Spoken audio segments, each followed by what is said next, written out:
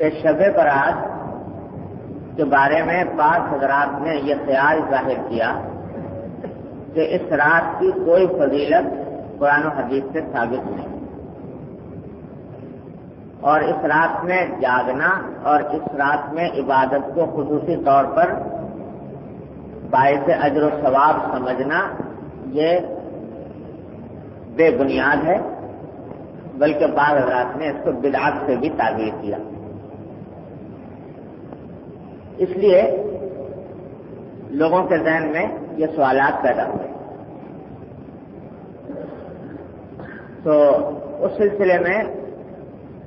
گزارش مختصراً عرض کر دیتا ہوں کہ میں اسی جگہ بیٹھ کر آپ حضرات سے بار بار یہ بات عرض کر چکا ہوں کہ جس چیز کا ثبوت قرآن میں، سنت میں، صحابہ کرام کے آثار میں، تابعین اور بزرگان دین کے عمل میں نہ ہو، اس کو دین کا حصہ سمجھنا بدعت ہے۔ اور آپ حضرات سے بار بار اس مسئلے پر گفتگو ہو چکی ہے، جس سے آپ نے اندازہ کیا ہوگا کہ میں ہمیشہ یہ کہتا رہا ہوں کہ بھائی دین نام اپنی طرف سے راستہ کھڑ کر چلنے کا نہیں ہے، دین نام ہے اتباع کا، محمد رسول اللہ صلی اللہ علیہ وسلم کی، آپ کے صحابہ کرام کی، تابعین اور بزرگان دین۔ تو اگر واقعتاً یہ بات ہو کہ اس رات کی کوئی فضیلت ثابت نہ ہو تو بے شک اس رات کو کوئی خصوصی اہمیت دینا یہ بدعت ہوگا، جیسا کہ شب معراج کے بارے میں بھی آپ سے عرض کر چکا ہوں کہ شب معراج میں کوئی خصوصی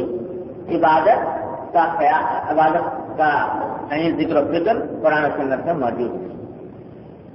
لیکن واقعہ یہ ہے کہ شب برات کے بارے میں یہ کہنا بالکل غلط ہے کہ اس کے اندر اس کی کوئی فضیلت حدیث سے ثابت نہیں۔ واقعہ یہ ہے کہ 17 صحابہ کرام رضی اللہ تعالیٰ عنہ اجمعین سے احادیث مروی ہیں جن میں نبی کریم سرور دو عالم صلی اللہ علیہ وسلم نے اس رات کی فضیلت بیان فرمائی۔ 17 صحابہ، ان میں سے بعض حدیثیں بے شک سند کے اعتبار سے کچھ کمزور ہیں، اور انہی حدیثوں کے کمزور ہونے کی وجہ سے بعض علماء نے یہ کہہ دیا، بعض لوگوں نے، کہ یہ بے اصل بات ہے، لیکن یہ حضرات محدثین اور فقہاء کا متفقہ فیصلہ ہے کہ اگر ایک روایت سند کے اعتبار سے کمزور ہو لیکن اس کی تائید بہت سی احادیث سے ہو جائے تو اس کی کمزوری دور ہو جاتی ہے۔ تو جیسا میں نے کہا یہ 17 صحابہ کرام سے اس کی فضیلت میں روایات مروی ہیں، تو جس رات کی فضیلت میں 17 صحابہ کرام سے روایات مروی ہوں اس کو بے بنیاد اور بے اصل کہنا بالکل غلط ہے۔ اور امت مسلمہ کے جو خیر القرون ہیں، صحابہ کرام کا دور، تابعین کا دور، تبع تابعین کا دور، اس میں بھی اس رات کوئی فضیلت کا اہتمام کیا جاتا رہا، لوگ اس کے اندر عبادت کا خصوصی اہتمام کرتے رہے، لہذا اس کو بدعت کہنا یا بے بنیاد کہنا یا بے اصل کہنا درست نہیں۔ صحیح بات یہی ہے کہ یہ فضیلت والی رات ہے، اور اس کے اندر جاگنا، اس میں عبادت کرنا یہ باعث اجر و ثواب ہے، اس کی خصوصی اہمیت ہے۔ ہاں البتہ یہ بات درست ہے کہ اس رات میں عبادت کا کوئی خاص طریقہ مقرر نہیں جو فلاں طریقے سے عبادت کرو، جیسے بعض لوگوں نے بنا لیا کہ شب برات کی نماز خاص ہوتی ہے، اس طرح پڑھی جاتی ہے، اس میں فلاں رکعت میں یہ پڑھا جاتا ہے، فلاں رکعت میں یہ پڑھا جاتا ہے، اس رکعتیں پڑھی جاتی ہیں، یہ اس کا کوئی ثبوت نہیں، یہ بھی بنیاد ہے، بلکہ عام عبادتیں، نفلی عبادتیں جو بھی جس طرح کرنے کی توفیق ہو جائے، نفلیں پڑھے انسان، قرآن کریم کی تلاوت کرے، ذکر کرے، تسبیح پڑھے، دعائیں کرے، یہ ساری باتیں اس کے اندر کی جا سکتی ہے، لیکن کوئی خاص طریقہ کا نہیں۔ ایک اور چیز جو اس رات کے اندر ایک روایت میں آئی ہے وہ یہ ہے کہ حضور نبی کریم سرور دو عالم صلی اللہ علیہ وسلم بقیع میں تشریف لے گئے، جنت البقیع۔ کیونکہ آپ جنت البقیع میں تشریف لے گئے تھے، یہ روایت میں آیا ہے، اس بات سے مسلمان اس کا اہتمام کرنے لگے کہ شب برات میں قبرستان جائیں۔ لیکن میرے والد ماجد حضرت مولانا مفتی محمد شفیع صاحب قدس اللہ تعالیٰ سر وہ ایک بڑے کام کی بات ارشاد فرمایا کرتے تھے، ہمیشہ یاد رکھنی چاہیے کہ بھائی جو چیز رسول کریم صلی اللہ علیہ وسلم سے جس درجے میں ثابت ہو اسی درجے میں اس کو رکھنا چاہیے، اس سے آگے نہیں بڑھانا چاہیے۔ جس درجے میں ثابت ہو تو ساری حیات طیبہ میں رسول کریم صلی اللہ علیہ وسلم سے ایک مرتبہ بقیع جانا ثابت ہے کہ آپ شب برات میں جنت البقیع تشریف لے،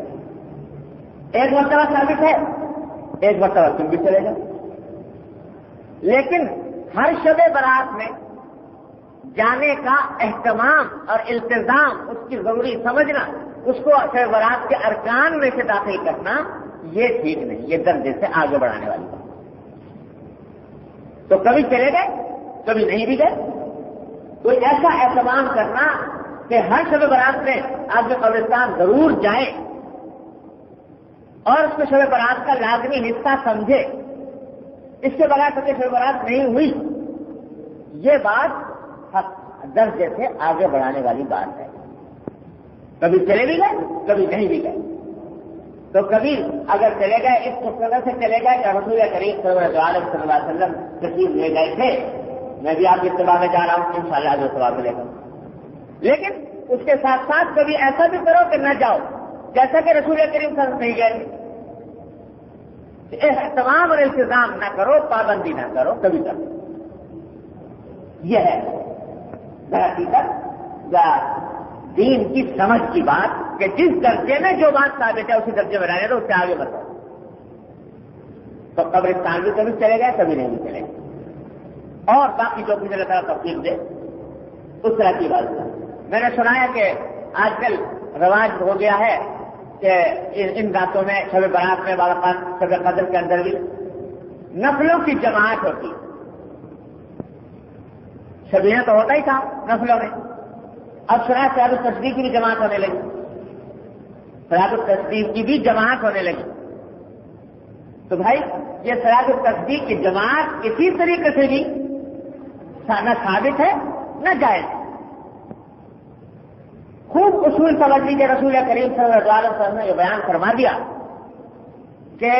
فرض نماز کے سوا ہر نماز کے بارے میں افضل یہ ہے کہ انسان اپنے گھر میں ادا کرے۔ صرف فرض کی خصوصیت ہے کہ اس کے اندر افضل ہی نہیں بلکہ سنت مؤکدہ قریب کا واجب ہے کہ مسجد میں جا کر جماعت ادا کرے، فرض۔ لیکن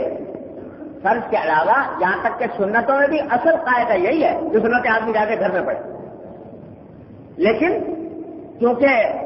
فقہا نے دیکھا کہ لوگ گھر میں جا کر سنتوں کا باوقات ترقی کر دیتے ہیں، اہتمام نہیں رہتا، اس وقت انہوں نے کہا بھی چلو سنت پڑھ کے آ جایا کرو تاکہ چھوٹے نہیں، ورنہ اصل یہ تھا کہ گھر میں جا کے پڑھو۔ اور نفل کے بارے میں تو اس پر اجماع امت ہے، اور سارے فقہاء کرام متفق ہے کہ نفلی نماز افضل یہ ہے کہ اپنے گھر میں ادا کریں۔ نفلوں کی جماعت حنفی مسلک میں مکروہ تحریمی ہے، ناجائز ہے، یعنی ثواب تو کیا ملتا ہے، الٹا گناہ ملتا ہے اگر نفلوں کی جماعت کی جائے تو۔ نفل تو اللہ تعالیٰ نے اس کام کے لیے رکھا ہے۔ دیکھو یہ فرائض جو ہیں یہ شعار ہیں دین کا، دین کی علامت، دین کا ایک سمبل ہے، لہذا ان کا جماعت کے ساتھ مسجد میں ادا کرنا ضروری ہے۔ کوئی آدمی اگر یہ سوچے کہ نماز اگر جا کے جماعت سے مسجد میں پڑھوں گا تو اس میں ریا کا اندیشہ ہے لہٰذا گھر میں پڑھ لوں، نہیں، حکم یہ ہے کہ مسجد میں جا کے پڑھو۔ کیوں؟ اس کے ذریعے اسلام کا ایک شعار ظاہر کرنا مقصود ہے، اسلام کی ایک شوق ہے، دنیا کے سامنے اس کا مظاہرہ مقصود ہے، اس واسطے اس کو مسجد ہی میں ادا کریں۔ لیکن نفل ایک عبادت ہے جس کا تعلق بس بندے اور اپنے پروردگار ہے۔ میں ہوں اور میرا اللہ ہے، میں ہوں اور میرا پروردگار ہے۔ وہ جو آپ نے حضرت صدیق اکبر کا جملہ سنا تھا، آپ کو سنایا تھا کہ حضور اکرم صلی اللہ علیہ وسلم نے پوچھا کہ آہستہ کیوں کرتے ہو اتنا؟ تو کیا فرمایا کہ اسمعت من ناجی، میں جس سے بات کر رہا ہوں اس کو سنا دیا، مجھے کسی اور کو سنانے کی کیا ضرورت؟ اسمعت من ناجی۔ تو نفلی عبادت کا تو حاصل صرف حاصل یہی ہے کہ وہ ہو اس کا پروردگار ہو، کوئی تیسرا بیچ میں آئے۔ اس میں اللہ تعالیٰ یہ چاہتے ہیں نفلی عبادت میں کہ میرے اور میرے بندے کے درمیان کوئی تیسرا حائل نہ ہو، میرا بندہ براہ راست مجھ سے تعلق قائم کرے۔ اس واسطے نفلی عبادتوں کے اندر جماعت کو مکروہ قرار دے۔ نفلی عبادت میں جماعت میں آؤ، اکیلے آؤ، تنہائی میں آؤ، خلوت میں آؤ، ہم سے براہ راست رابطہ قائم کرو۔ ارے کتنا بڑا انعام، ذرا غور تو کرو کہ بندے کو کتنا بڑے انعام سے نوازا جا رہا ہے، کس درجے سے نوازا جا رہا ہے کہ خلوت میں آ جاؤ، ہمارے ساتھ تنہائی میں آ جاؤ۔ یعنی ایک تو ہوتا ہے عام دربار، تو جماعت جو ہے نا وہ عام دربار ہے، اس دربار کے اندر بلایا گیا۔ اور اب انعام دیکھو، کہہ رہے ہیں کہ چلو جب تم ہمارے دربار میں آتے ہو تو اب تمہیں ہم خلوت میں تنہائی میں بھی موقع دیتے ہیں، تنہائی میں آؤ۔ اب کوئی آدمی اس تنہائی کے موقع کو پھر جلوت بنا دے اور جماعت کر کے وہ اس نعمت کی ناقدری کر رہا ہے۔ ہم تو کہہ رہے ہیں کہ تم تنہائی میں آؤ، ہم سب تم سے مناجات کریں گے، تم سے تنہائی میں تمہیں نوازیں گے، اور تم ایک دن میں قبول اکٹھا کر کے لے جا رہے ہو۔ اگر کوئی بادشاہ جس کے پاس تم دربار میں گئے ملنے کے لیے، بادشاہ سربراہ مملکت، اور وہ تم سے چمکے سے کہتا ہے کہ دیکھو بھائی آج شام کو رات کو 9 بجے میرے پاس تنہائی میں آ جانا، تم سے پرائیویٹ بات کریں جی۔ آپ نے کیا کیا کہ جب وہ وقت آیا 9 بجے کا تو آپ نے اپنے ساتھ دوستوں کا ایک جمگھٹا اکٹھا کر لیا اور اکٹھا کر کے اور پہنچ گیا اس کے پاس۔ تو یہ ناقدری ہوئی کہ نہیں ہوئی؟ اس نے بھی تم کو نوازا تھا کہ تنہائی کے اندر تم سے باتیں کرنی ہے، تمہیں خلوت کے اندر موقع دینا ہے اپنے ساتھ راستہ تعلق استوار کرنے کا، تم اٹھا کر ایک جمگھٹ لے گا اس کے پاس۔ تو یہ ناقدری ہے۔ اس واسطے امام بونی رحمۃ اللہ علیہ فرماتے ہیں کہ یہ ناقدری نہ کرو نفلی عبادت کی۔ نفلی عبادت کی قدر یہ ہے کہ تم ہو تمہارا اللہ، تیسرا کوئی۔ تو نفلی عبادات جتنی بھی ہیں ان سب کے اندر اصول یہ بیان فرما دیا کہ تنہائی میں جاؤ اللہ تعالیٰ کے سامنے، اور جماعت نہیں، جماعت مکروہ تحریمی اس میں۔ تو یہ شبینہ جو جماعت میں ہو رہا ہے، اللہ میاں تو کہہ رہے ہیں کہ آؤ اللہ حل میں مستغفر فاغفر اللہ، ہے کوئی جو مجھ سے مغفرت مانگے تو میں اس کی مغفرت سے مستغفر مفرد کا صیغہ استعمال کیا کہ ہے کوئی جو تنہائی میں مجھ سے مغفرت مانگے، ہے کوئی جو تنہائی میں مجھ سے میری رحمت مانگے۔ اللہ تعالیٰ تو فرما رہے ہیں کہ تنہائی میں آ کر مجھ سے مانگو، اور تم نے شبینہ بنا لیا، چراغاں کیا اور روشنیاں لگائی اور بورڈ لگائے، لوگوں کو دعوت دی کہ آؤ میری اس خلوت میں شریک ہو تم، تو یہ ناقدری ہے اللہ جل جلالہ سے انعام۔